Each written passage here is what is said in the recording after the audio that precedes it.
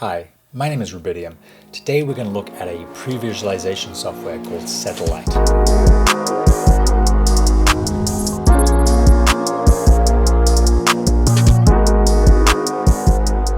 There have been a great deal of advances in software in the last couple of years, and new programs like this are popping up all the time.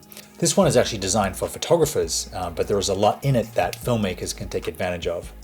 I did a shoot recently where I was recreating an office in my studio, and I wanted to get a sense of how the space would work with the lenses that we had beforehand. So in less than an hour, I built the whole set, populated it with the actors, put up the lights, and got a pretty good idea of what the shoot was going to look like. The result turned out so similar that I've started doing this on a lot of my other projects. Satellite actually has a pretty acceptable learning curve, and it's great not just to plan a shoot you're going to do, but to just get experience with different types of lights, the distances from the subjects, playing with different light setups and experimenting to get to know your camera and your lights better.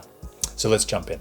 The first thing you probably want to do is add someone to shoot. So we drag our little guy onto here. Here you'll see in this dimension, you get a movable three-dimensional view. In this bottom right-hand corner, you get a top-down sort of light plan view. And then once I add a light, you'll see this is a render of what the camera's seeing. So let's go to the permalight. We'll add a sky panel at 60. As you can see, as I move it around the subject, it's automatically locked to where the subject is to start with. And right away I have my frame. I can move it up and down. I can turn that lock off so that now it just moves independently and I can pan it away. I can also change its color temperature. I can add gels to it. I can, of course, manipulate the head to point different ways. If I want to change the yaw or the roll, make it vertical. And you'll see up in this corner, I'm getting a live render of what I'm shooting or what my thing looks like. Manufacturers, if they could give us something better than this weird little red DSLR, but they're working on it. Up here, I can change my full frame. If I want to shoot Super 35, I put my crop at 1.5. I can shoot 16:9. Here I can select my zoom lens or a fixed lens. Let's go to a 35. And then I can change my T-stop, and it will actually, my f-stop, it will actually give me live bokeh feathering, my ISO, and what the white balance of the camera is set to. And now we're getting a cool side-lit sort of effect here. You can change the colors of the walls. Oh, blue looks nice.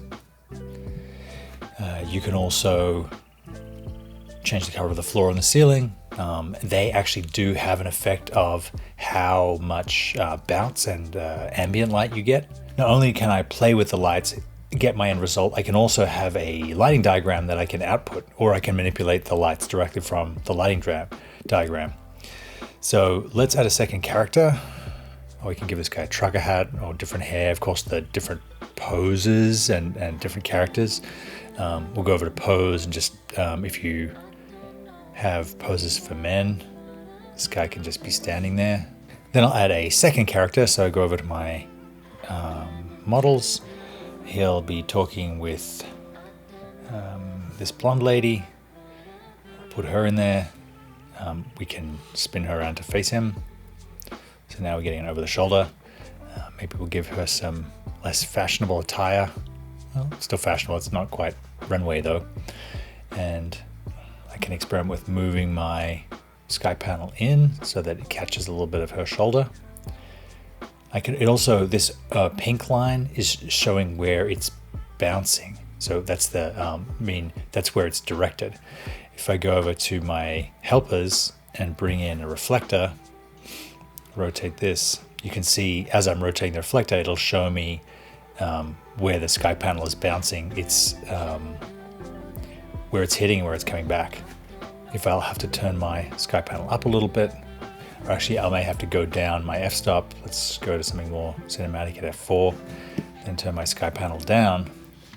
Then I can move my bounce in. I'm watching up here as if it gets too close, I can see it. But if I bring it in somewhere here, giving me just a little bit of fill as well on this side of his face. And now we have a cool two-shot. So his dialogue to her, this is kind of a tracking scene. I can always experiment if I like it better on this side. No, I think I like it this side with the bounce, giving the fill. The advantage of having the bounce is that now I have one thing to dial up and dial down, and the bounce compensates. If I want a hair light on him, maybe I'll bring in another permalight and bring in an RE650 Plus. I'll have to take it up quite some ways, dial it down a little bit, actually a lot. You can spot it in, and then I might give it some cool color, so make it much warmer, or I can even put a colored gel on it, like a red gel. And so that would be my over the shoulder shot, which I'm actually quite liking. Move her a little bit.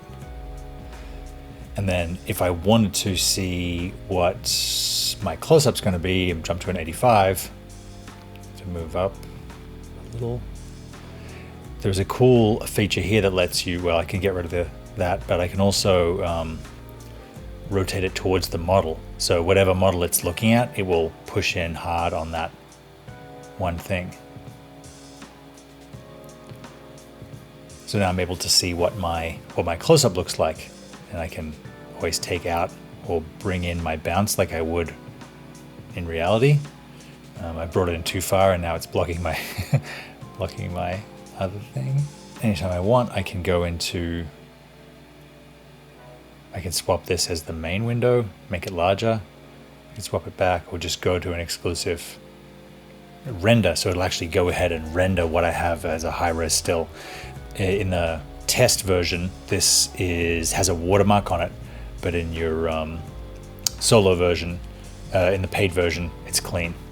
So I can select that, and over here in my timeline, it'll keep it as a still.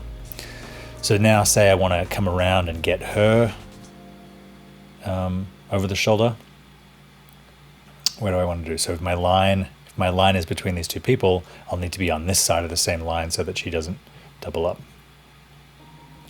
She doesn't appear to cross the line. So I'll turn my lock off. There we go. Yes. Yeah, as you click this little button, it'll cycle through your characters.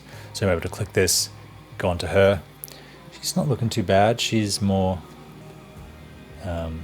say she's the more, we want more beauty lighting for her. Have it a little more bouncy and have almost this be her key. That's nice. And then I'll slide my light across, and the same with the light. If I click the little person, it'll now go right to her. Maybe I'll alternate that color temperature for a bit more fun. Then I think I'm getting too much light on this guy in the foreground, so I can go to my helpers, bring in a light blocker. I'm blocking half of the sky panel with my light blocker, so I've got a darker foreground, so I'm distracting from her, and she has a nice more even light, even though she's lit by essentially the same lights in a different order. So I can go between these. She has a much darker background. She has a much darker background, so how I can fix that is bring in an image. I'll bring in some props, a picture wall, put that behind her. And then I'm able to, on my picture wall, use one of their existing pictures, or load one of my own, which is what I did from yesterday. And then I can actually make it luminous, self-luminous, so we can actually see it. And do another render of that. This program is pretty intensive on your CPU, GPU. I have a 2019 iMac, and the fan starts up pretty quickly once I start working in it. So you may have, there's lots of ray tracing going on, so you may have different results depending on what computer you have. So that is one way to set up a two-shot or plan a simple scene. that was my look at Satellite. As I mentioned, there is a 30-day free trial online. There are 2 versions available to buy after your 30-day trial expires. There is an $80 version, which is the basic, and then there is a $140 version, which is the studio. If you're looking for a low-cost, easy to learn pre-visualization software, it's going to help you learn about lenses, about lights, about lighting diagrams in general, definitely worth checking out. Thanks very much for watching. I'll see you next time.